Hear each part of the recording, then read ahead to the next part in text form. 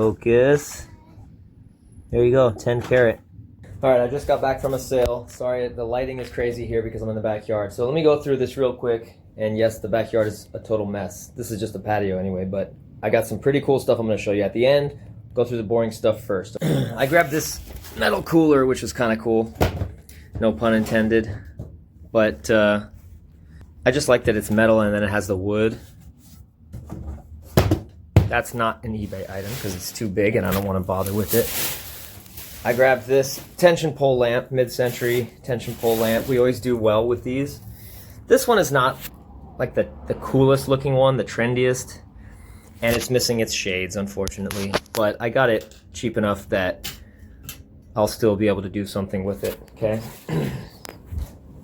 Then I found this old school Nash Goofy Foot skateboard. These are like $100. So that was a killer find. There were actually two of them. I gave one to Zach and I kept this one. And those ball bearings in there. It's actually missing one. But anyway, that's a cool piece. And there were actually some pretty neat... Oh yeah, and then I grabbed these just because I think the graphics are cool. Baked potatoes, burlap sack. This one. Big Bud. Potatoes. Just because they were cool looking. There were 3 of these. This is a local like roofing company. Bird and Sons. There were 3 of them. Kind of neat. Oh yeah. Coleman Lantern 220E. It actually looks pretty clean. Let me pause this. I haven't opened this up yet. So the condition of this is pretty dang good. There's no chips, and the date on the bottom is 54. So that's pretty decent condition with the box, even as torn up as it is. That's not bad. These are at every sale, and you know, you find different ages, whatever. But I always seem to sell them. So as boring as they are nowadays, I still grab them if they're in good condition.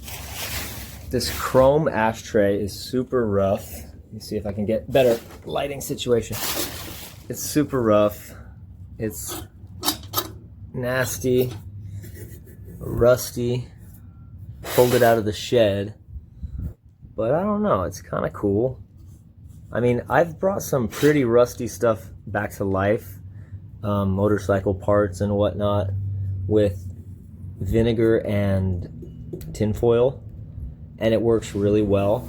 So I might try that, or I might just clean it up with some cleaner and sell it as is at the fair, whatever. But let's get to the cool military stuff, because there's a couple pieces here that are pretty neat. So I found this US Navy occupied Japan belt buckle, and it looks like it was just made, probably handmade by a soldier. I'm trying to get you some better lighting. Pretty cool. Korea, Japan. Okay. And then there were a few knives, and I was one of the first people in there, so I got to pick the knives that I wanted. Maybe I should have grabbed more of them, but this was definitely the coolest one. Check this out. I didn't know what it was when I first grabbed it. And looking it up, apparently it is a San Marco dagger, Italian, like from like the Italian Marines. And this knife, they made these in, I think, 36, like the mid-30s. And so yeah, it's a World War II Italian dagger. Unfortunately, this part is chipped off. But isn't that crazy? Let me see if I can open it real quick. So the blade is still nice. And the handle just has that one piece that's cracked. But isn't that a cool piece for military? I contacted a military collector buddy of mine, and even he hadn't seen it before. He didn't even know what it was. I can't find any sold listings on eBay or any active listings. The only places I've been able to find it is military antique sites, and they oftentimes don't even show like what they sold for. So I think this is a several $100 piece. It's pretty cool. Unfortunately, it's cracked, but we'll see. It's got the scabbard, the original scabbard. And apparently that crack is very common because that piece stuck off a little bit farther. So, very cool.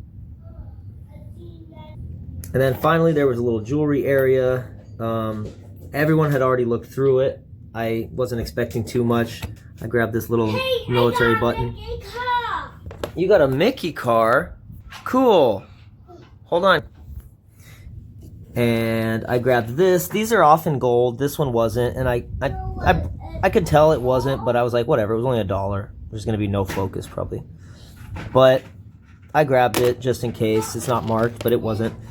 But I found this guy. Let me see if I can take him off. Show you. Come on, focus. Focus. There you go, 10 karat. This is nice. This is 2 grams too. Everyone had already looked at the jewelry. I was like the last one to bother. And nobody saw this. And it was $1. So 2 grams of 10 karat gold for $1. Keeping it going. Gold or silver every weekend. I have to find gold or silver every weekend, and I've been doing pretty damn good. So there you go. And then I also grabbed this at a different sale.